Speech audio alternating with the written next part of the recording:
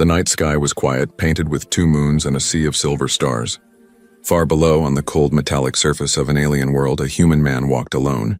His name was Dr. Ethan Cole, a scientist from Earth who had stayed behind after the Galactic War to help rebuild what was left. The air around him shimmered blue with faint dust particles that glowed like fireflies. His boots made soft sounds on the sand as he carried a small hover chair across the empty road. Inside that chair sat a young alien girl, Lyra. Her skin was pale violet, almost shining in the moonlight, and her eyes glowed faintly silver. But her legs, they were motionless. Wrapped in a soft blanket, they looked thin and lifeless, like they hadn't been used in years. She watched Ethan silently as he adjusted the chair's stabilizers. "We are almost there," he said gently, his voice calm but tired. "You'll see the ocean soon." "The ocean?" Lyra repeated, her voice soft, almost childlike. "You mean the blue water from your planet?" Ethan smiled faintly. "Not exactly like Earth's, but yes, this one is just as beautiful. You'll like it." The girl looked down at her hands. Her fingers trembled slightly as she whispered, "No one ever took me anywhere before." He didn't reply. He just kept walking. The desert stretched for miles. Broken towers and twisted metal ruins stood as reminders of the war that had ended only a year ago. Ethan had been one of the few humans allowed to stay on this planet, Aurelia 9, home to the Lyrans, a species once proud and powerful. Lyra was one of the survivors. She had been found in a ruined city, trapped under debris, her legs crushed. When Ethan rescued her, she said she wanted only one thing: to see the ocean before she died. That was 3 months ago. Now, after weeks of travel through broken lands and silence, they were close. The air was turning cooler and the wind carried a faint sound like waves whispering in the distance. "Why do you help me?" she asked suddenly, breaking the silence. Ethan paused but didn't look at her. "Because someone should," he said quietly. "Your people saved us once long ago. Maybe this is how I repay that." Lyra tilted her head, studying him with glowing eyes. "Humans always say such strange things." "Maybe," he said, smiling faintly. "But we mean them." For a few moments, neither spoke. The sound of Ethan's footsteps echoed softly. Above them, one of Aurelia's moons cast a silver line on the horizon. Lyra watched it with quiet awe. She had lived all her life inside walls, hospitals, bunkers, shelters. She had never felt the open air or seen the stars this close. And now, carried by a human, she was finally free to see the world she had only dreamed of. But deep inside, she carried a secret. As the night grew colder, Ethan stopped by a ridge to rest. He gently lifted Lyra from the chair and placed her beside a glowing stone to keep her warm. He sat nearby, watching the distant horizon. "Tomorrow morning," he said softly, "we'll reach the shore. You'll finally see the sea." Lyra smiled faintly, her silver eyes reflecting the starlight. "And then, will you leave?" Ethan looked at her for a long moment. "If you want me to." She shook her head. "No, stay until I see it, please." He nodded slowly. "I'll stay." A quiet moment passed between them. The wind brushed against the sand, making soft singing sounds. Lyra stared at Ethan's face, tired, kind, and lonely. She wanted to tell him something she had hidden for years, but she couldn't. Not yet. When Ethan finally fell asleep, she sat in silence, watching the stars. Her fingers moved slightly, her breath steady. Then, very slowly, she looked down at her legs. They didn't move, but she could feel them. She pressed her hand against the ground, her eyes glowing brighter. For a brief second, her toes twitched under the blanket. Then they went still again. She whispered to herself so quietly that even the wind couldn't carry her words. "Not yet. He's not ready to know." The twin moons moved higher in the sky, and the night deepened around them. Ethan slept, dreaming of the sea he would soon show her. Lyra sat awake, guarding her secret. The secret that she was not as broken as he believed. And tomorrow, when the ocean finally appeared, everything would change. The first light of dawn touched the alien sky. 2 suns rose slowly above the horizon, painting the ruins of Aurelia 9 in gold and violet. The wind carried the faint smell of salt, something Ethan hadn't smelled since Earth. He blinked against the light and looked toward the east. In the far distance, beyond the broken cliffs and glowing dunes, a thin line of silver shimmered under the sun. The ocean. Ethan smiled faintly. "We made it," he whispered. He turned to the girl beside him. Lyra was already awake, sitting quietly in her hover chair, her silver eyes reflecting the morning light. "You didn't sleep," he said softly. She shook her head. "I didn't want to. I wanted to see the first sunrise with you." Ethan chuckled. "Then you chose a good one. The ocean is just beyond those cliffs. We'll reach it by noon." For a moment, Lyra said nothing. Her fingers clutched the edge of her blanket. The air around them shimmered with quiet energy from the planet's magnetic field. To her, it felt like the world was holding its breath. As they moved forward, the sound of the waves grew louder. Ethan pushed the hover chair carefully over uneven ground. The path was narrow, lined with strange alien plants that hummed softly as the wind brushed through them. Lyra watched him silently, her expression unreadable. She noticed how he struggled with every step, his arms tired, his shoulders trembling from days of travel. "Ethan," she said suddenly, "why risk your life for me? You could have gone back to your people." He stopped for a moment, breathing heavily. "Maybe I don't have a people anymore," he said quietly. "Earth doesn't feel like home now. Not after what happened." Lyra looked at him curiously. "You mean the war?" He nodded slowly. "I lost everything there. My team, my family, my city. When I came here, I just wanted to help rebuild something, and then I found you." Her glowing eyes softened. "You think saving me will fix your pain?" He gave a faint, tired smile. "Maybe not, but it gives it meaning." They reached the edge of the cliff by mid-morning. The view took Ethan's breath away. Below them stretched the sea of glass, a massive ocean that sparkled like liquid crystal. The water reflected both suns, creating 1,000 rainbows across the sky. It was unlike anything from Earth. Lyra gasped softly, her hand covering her mouth. "It's alive," she whispered. "It's singing." Ethan listened closely. The waves made soft melodic sounds like whispers of voices from long ago. "The Lyrans used to believe," Lyra said slowly, "that the ocean carries the memories of the dead. Every soul that leaves the world becomes part of the water." Ethan looked at her. "Then maybe your people are still here, watching us." Lyra smiled faintly. "Maybe they are." He lifted her gently from the chair and placed her on a smooth rock near the edge. The salty wind brushed her hair and her eyes filled with tears. "I never thought I'd see it," she said softly. "Not after what they did to me." Ethan frowned. "Who did this to you, Lyra?" "The war wasn't your fault," but she didn't answer. She just stared at the waves, her hands trembling. A few minutes passed in silence. Then suddenly the ground beneath them shook. The ocean roared and a deep humming sound filled the air. Ethan turned sharply. "What was that?" Lyra's face went pale. "It's waking up." "What do you mean?" Before he could finish, the water below began to glow, bright blue and alive with energy. Massive circular ripples spread across the surface, and a strange symbol appeared beneath the waves, glowing lines like veins of light. Ethan stepped back. "Is that the machine?" Lyra's voice was quiet but firm. "It's older than any machine. The ocean remembers everything, Ethan. Even the war. Even the lies." He stared at her, confused. "What lies?" She turned to him slowly, her silver eyes glowing brighter than ever. "The ones about me." Ethan felt a chill crawl down his spine. Lyra placed her hand on the ground beside her. For a second, her fingers sparked with faint blue light. The sand responded, lifting slightly, moving like it was alive. Ethan froze. "Lyra, what are you doing?" Her gaze was calm now, but filled with something ancient, something powerful. "You thought I couldn't walk," she said softly. "You thought I was broken." She stood, Ethan's breath caught. Her legs, once lifeless, now moved with quiet grace. The blanket slipped away, revealing faint glowing lines running down her skin like energy veins. "I can walk," she said quietly. "I always could." The wind howled around them, carrying the sound of crashing waves and humming air. Ethan took a slow step back, shock and awe in his eyes. "Why didn't you tell me?" Lyra looked out at the ocean, her expression unreadable.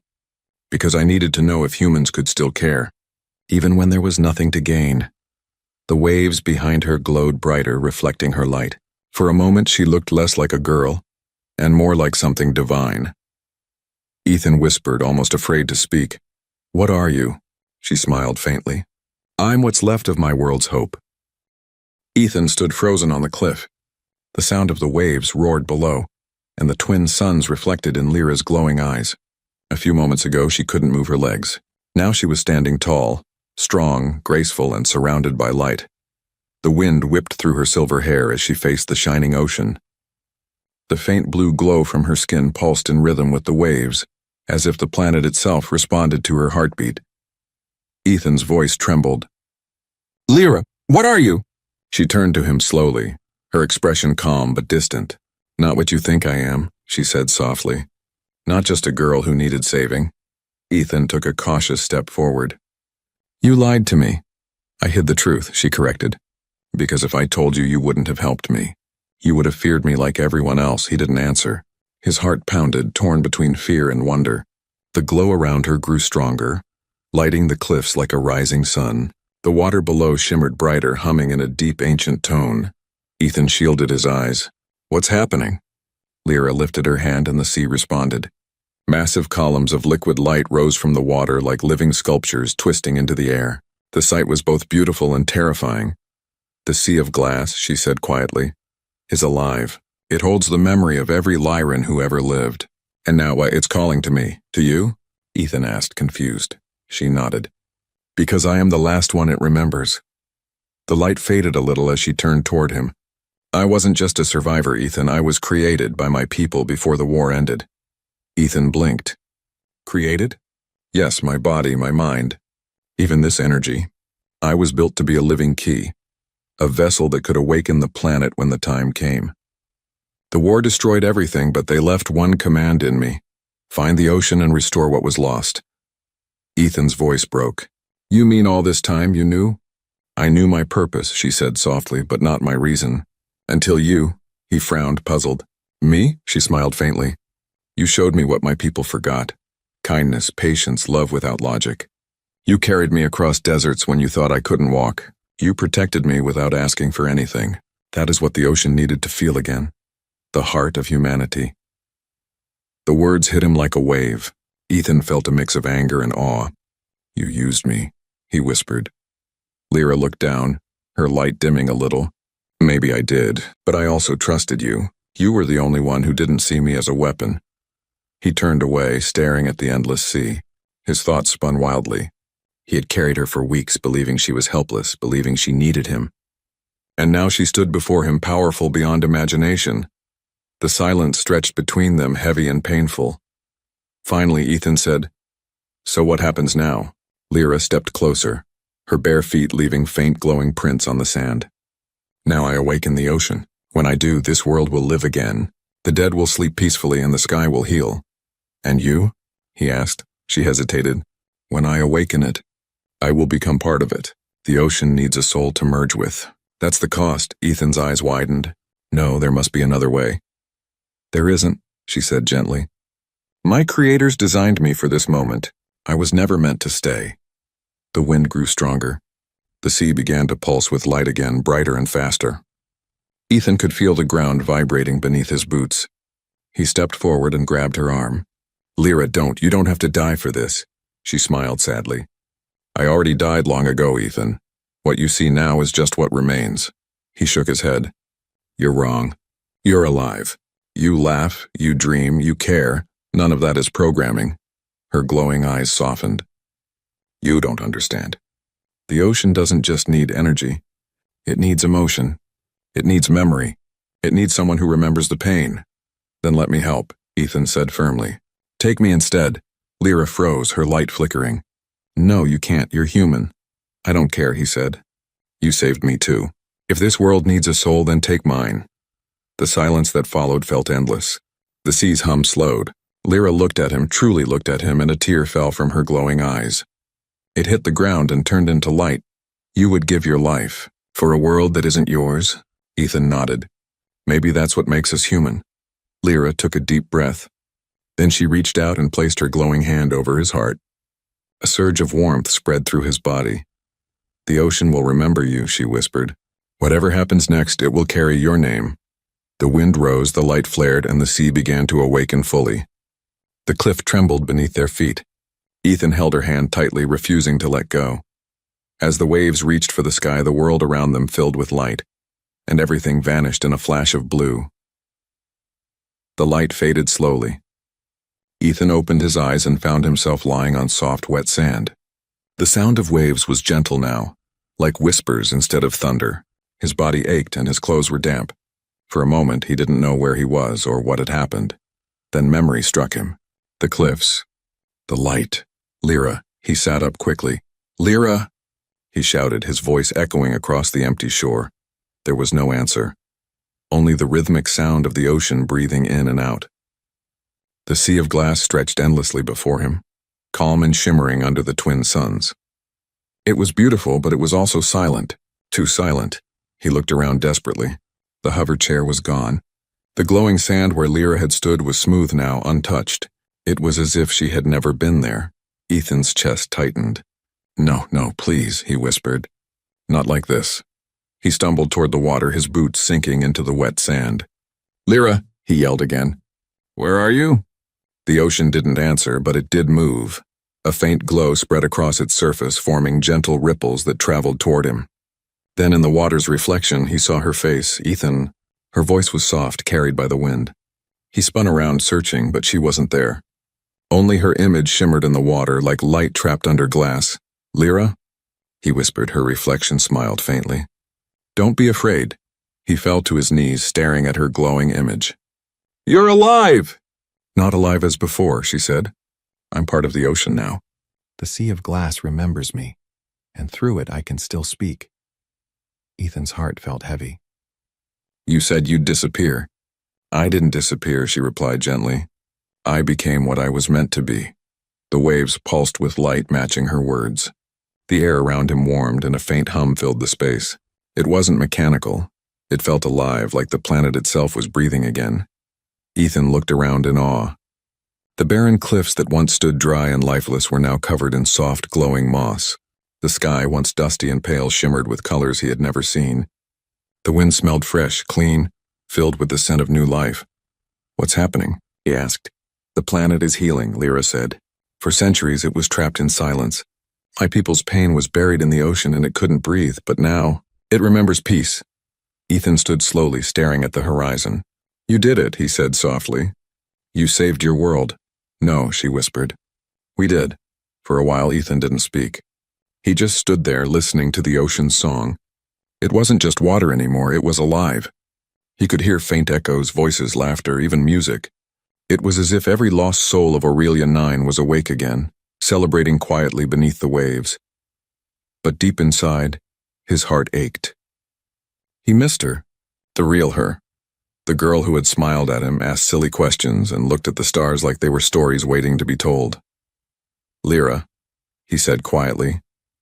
Why me? You could have chosen anyone. Her reflection looked softer now, almost fading. Because you carried me, she said.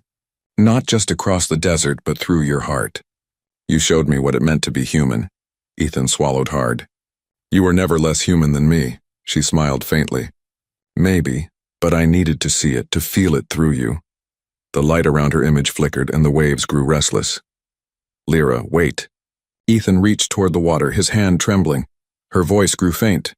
The ocean will protect this world now, but it's not done with you, Ethan. There's something still waiting for you. Waiting for me, he repeated. Her reflection began to dissolve into the light. Go to the old city. Follow the sound of the sea's heart. There, you'll find the truth. Lyra, don't go, he shouted, but it was too late. The light faded and the water became still again. Ethan knelt by the shore, his reflection trembling on the glowing waves. The silence returned, but now it was peaceful, not empty. He closed his eyes and whispered, I'll find it. I'll finish what you started. When he opened them again, something strange caught his attention. A small glowing crystal resting on the sand near his hand. It pulsed with a soft blue light, just like Lyra's skin had. He picked it up carefully. The light flickered, and for a moment he heard her voice inside his mind. Don't forget me. He smiled sadly. Never. He placed the crystal close to his heart and looked toward the horizon. The ruins of the old city lay in the distance, half buried but still standing, silent witnesses to a forgotten war. Ethan took a deep breath. His legs trembled, but he started walking. The sea wind followed him, whispering like a friend. Behind him, the ocean shimmered brighter, waves forming a faint glowing trail where he had walked, as if the world itself was watching him go. For the first time since the war, Ethan didn't feel alone. He had lost a friend but gained something greater, hope. And somewhere beneath the waves, Lyra's voice whispered softly, "I'm still with you. Always." The sun was low when Ethan reached the edge of the ruins. The once great city of the Lyrans stood silent, half buried in golden sand. Towering arches leaned against each other like old bones. The metal walls shimmered faintly, still carrying traces of the ancient blue light that powered them long ago. He paused, catching his breath. The wind carried a faint hum, a sound he had heard before. It was the same rhythm as the ocean, slow, deep, alive. Ethan clutched the glowing crystal that Lyra had left him. It pulsed gently in his hand, guiding him toward the heart of the city. "All right, Lyra," he whispered. "I'm here. Show me what you wanted me to see." He walked through broken streets and fallen statues. Every step echoed against metal and stone. The city was both beautiful and sad, a graveyard for dreams. Old murals covered the walls, images of tall Lyrans standing beside humans, building something together: peace, unity, friendship. But as he went deeper, the murals changed. Fire, war, destruction. The last one showed a young Lyran woman reaching for the sky while everything around her burned. The symbol on her chest, the same glowing mark that had appeared on Lyra's skin. Ethan stopped. His heart pounded. You were here," he whispered. The crystal in his hand glowed brighter as if answering him. He followed the light into a wide chamber that had survived the war. The walls curved inward like a dome, and in the center was a massive structure, half machine, half living coral, pulsing softly with blue light. It was beautiful, but strange. The surface looked like liquid metal, always shifting, breathing. Ethan approached carefully, feeling the heat of energy in the air. "The sea's heart," he murmured. "This must be it." He reached out, but before his fingers touched it, a voice echoed through the chamber. "Ethan." He froze. That voice, gentle, familiar, impossible. "Lyra?" The air shimmered and her image appeared before him. Not just a reflection this time. She stood there glowing softly, her feet above the ground, made of light and memory. "You found it," she said, smiling faintly. Ethan stared at her, speechless. "I thought you were gone." "I'm not gone," she said softly. "I became part of the world's memory. And the heart is where all memories live." He stepped closer. "Why did you want me here?" "Because the ocean is awake," she said, "but it's still fragile. The planet remembers the pain of the war, and it needs balance. It needs both of us." Ethan frowned. "Both of us? What can I do?" "I'm just human." Lyra shook her head. "You're more than that. You carry Earth's soul, the will to rebuild, the courage to forgive. The sea needs your emotion to stay alive, to keep the balance between memory and hope." Ethan looked down at the crystal in his hand. Is it connected to you?" "Yes," she said softly. "It's my core, my essence. If you place it inside the sea's heart, it will merge with the world completely, but only if you are ready to let go of me." The words hit him like a blade. "Let go of you?" She smiled gently. "You can't carry me forever, Ethan. My purpose is to stay here to guide this world. Yours is to live, to go beyond the stars again." He wanted to protest, but the look in her eyes stopped him. There was peace there, acceptance. Ethan stepped closer to the heart. It pulsed faster, responding to his presence. The walls around them began to hum in harmony, like an ancient song awakening again after centuries of silence. He placed his palm against the living surface. It was warm, alive. It almost felt like it was breathing with him. "Lyra," he said quietly, "will I ever see you again?"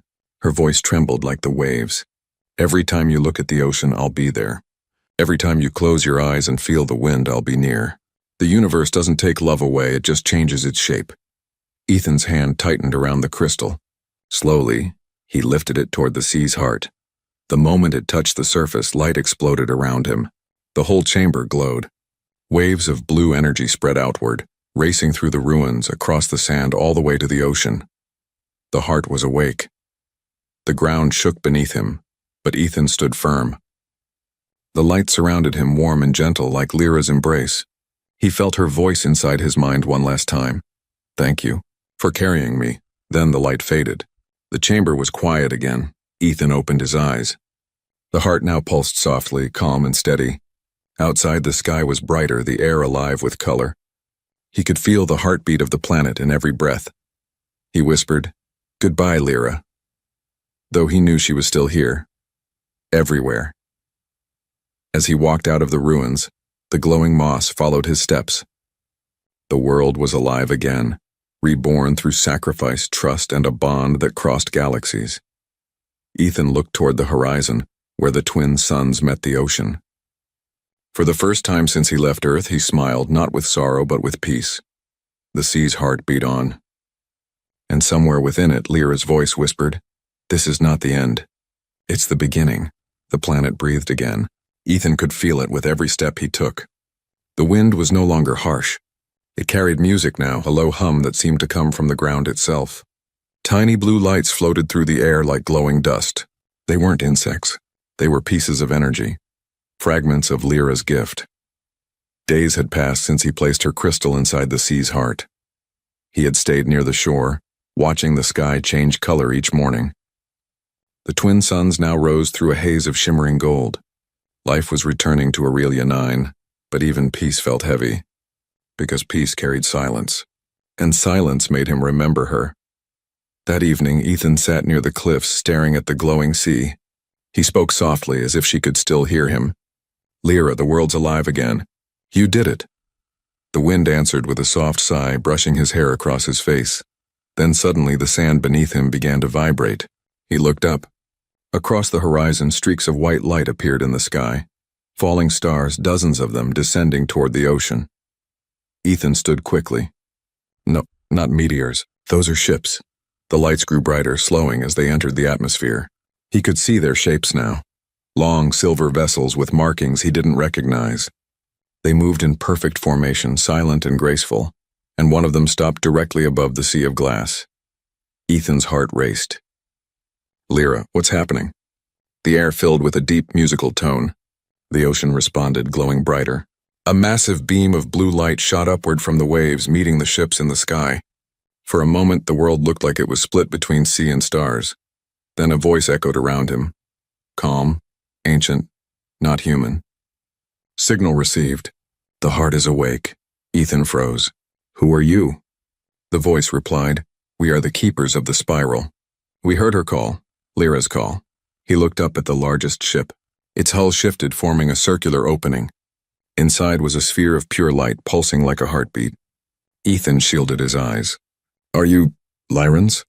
"No longer bound by form," the voice said. "We were the first. We carried the seeds of Aurelia across the stars. When our world died, we left, waiting for the day the heart would rise again." Ethan's chest tightened. "Lyra did this. She brought you back." "She completed the cycle," the voice replied. "But balance demands a keeper, a bridge between what was and what will be. That bridge is you, me." Ethan stepped back. "I'm just a human scientist. I can't—" "You carried one of us when none would," the voice said, echoing through the waves. "You gave her compassion, and that compassion reignited life. You are the first link in the new chain." Ethan looked toward the ocean, his mind racing. The light in the sea swirled, forming shapes. Not random patterns, but language, symbols glowing under the water. He realized what they meant. It was a message. He knelt and touched the sand. The glowing symbols shifted and formed words in his mind. "Ethan, don't be afraid. They are our future." "Yours too," Lyra's voice. Soft, gentle, certain, he whispered back. "What do I do?" The ocean rippled, and from the center of the light, a small sphere floated upward, a perfect globe of liquid glass hovering in the air. It drifted toward him, stopping just above his hands. The ships above hummed quietly, waiting. "She left this for you," said the ancient voice. "It holds her memory, and yours." A bridge of both worlds, Ethan reached out carefully and caught the sphere. It was warm, alive, pulsing like a tiny heart. Inside, he saw flashes of memories. His journey through the desert, Lyra's smile, the ocean's light. Tears filled his eyes. "Lyra," the voice continued. "Guard it well, human. It will guide you. The heart will open again, and when it does, your kind will need to remember what you learned here." Ethan looked up. "You mean Earth?" "Yes," the voice said. "The universe has seen your wars, your fears, but it has also seen your mercy. The next awakening will begin with you." Then, just as suddenly as they had arrived, The ships began to fade, turning into beams of light that rose into the sky and vanished among the stars. Silence returned. The sea was calm again. The glowing sphere in Ethan's hands dimmed to a soft light, steady and peaceful. He sat down slowly, staring at the stars. For the first time, he didn't feel small beneath them. He felt chosen. The wind whispered across the water, carrying a voice only he could hear. "Carry this light home, Ethan." He smiled faintly. "I will." He looked toward the horizon where the ocean met the endless sky. Somewhere out there, Earth was waiting, broken, lost, but still alive. And now he carried a spark of something greater, a gift from another world, a promise born from pain and love. Ethan rose, the sphere glowing gently in his hands. The sea shimmered behind him like a living mirror. He whispered, "This isn't goodbye. Lyra, this is our beginning." And as he walked into the light of dawn, the ocean's voice followed him, soft, eternal, and full of hope.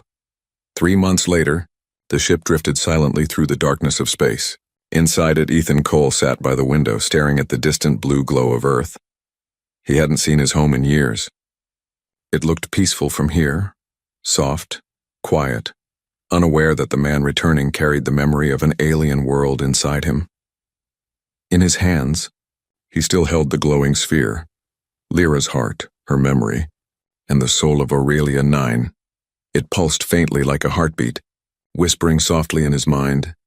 "You're close," her voice murmured. "Don't be afraid," Ethan smiled weakly. "I'm not, just wondering what they'll say when I tell them." He looked down at his uniform. Once he was a scientist under the Galactic Council. Now he was a fugitive who had ignored their orders. They had forbidden all human contact with Lyrans, and yet he had saved one, and lost her to the sea. But Lyra's light had changed everything. It had changed him. When his ship entered orbit, a message appeared on his screen. "Incoming transmission, Galactic Council Authority." He took a deep breath and accepted the call. The holographic image of 3 council members appeared before him, alien and human alike, dressed in white robes. Their eyes were cold, calculating. "Dr. Ethan Cole," one of them said, "you were declared missing in action after the war. Your signal reappeared from a forbidden world." "Explain yourself," Ethan's voice was calm. "I didn't die. I stayed to finish what the war destroyed." "Finish?" another counselor asked. "You mean interfere? The planet Aurelia 9 was sealed for a reason." Ethan leaned forward. "That reason is gone. The planet is alive again." Silence. Then quiet laughter. "Alive? You speak like a child. That world was toxic and dead. Nothing grows there." Ethan reached for the small sphere beside him. He held it up. Its blue glow filled the room, casting light over their faces. The counselors froze. "This," Ethan said, "is the sea's heart. It carries the energy of every Lyran who ever lived. They're not gone. They're part of something greater. And now Earth can be too." The counselors exchanged nervous glances. One of them leaned forward. "That technology is prohibited. Hand it over to the council immediately." Ethan shook his head. "No, you don't understand. It's not technology, it's life. It thinks, it feels, it remembers. Then it's dangerous," another snapped. "And you're a fool to bring it here." Ethan's eyes darkened. "Dangerous? You call everything dangerous that you don't control." Lyra gave her life to heal her world. She trusted that humans still had something worth saving. "And I won't let you bury that." The sphere pulsed brighter, responding to his emotion. The light spread through the cabin, humming softly, the same sound as the sea of glass. The counselors shielded their eyes. "What's happening?" "She's speaking," Ethan said quietly. A voice filled the transmission, soft, familiar, and unmistakable. "You feared what you didn't understand. But humanity still carries light. Do not repeat your past mistakes." The counselors stared in shock. Who is that?" Ethan smiled sadly. "Her name is Lyra." The transmission crackled. The counselors disappeared, replaced by static. The ship's lights dimmed and the sphere hovered from Ethan's hands, floating in front of him. Lyra's image appeared once more, made of pure light. Her face was calm, her eyes shining with the same peace he had seen by the ocean. "You did it," she said softly. "You brought me home." Ethan's throat tightened. "I don't know if they'll listen." "They will," she said, "because they heard me. And even if they don't, others will." Hope spreads faster than fear. He chuckled softly. You always believed in hope, and you carried it, she said, her smile gentle. Now it's your turn to share it. The sphere glowed brighter. Its light spread through the ship, through the signal, reaching orbiting satellites' transmissions, networks, spreading across the stars like ripples in water, across colonies and stations. People looked up at the night sky and saw a strange blue light shimmering through the void. Some called it a signal. Others called it a miracle. Ethan whispered, "What happens now?" Her voice echoed softly. Now they remember. The light faded slowly. The sphere returned to his hand, dim but warm. Outside, Earth's clouds glowed faintly blue, touched by her light. Ethan stared at the planet for a long moment, his heart full of quiet peace. You're part of everything now, aren't you? Her voice whispered faintly, almost like a breath in the wind. And so are you. He smiled, leaned back in his chair and closed his eyes. The hum of the ship blended with the distant heartbeat of the stars. The story of a human who carried a paralyzed alien girl across a dying world would become legend, not because he saved her, but because together they saved each other. The sea's heart kept beating, across time and galaxies, a reminder of what one act of kindness could create. And somewhere beyond the stars, where two suns never set, a voice whispered through the waves, "Thank you for carrying me, Ethan."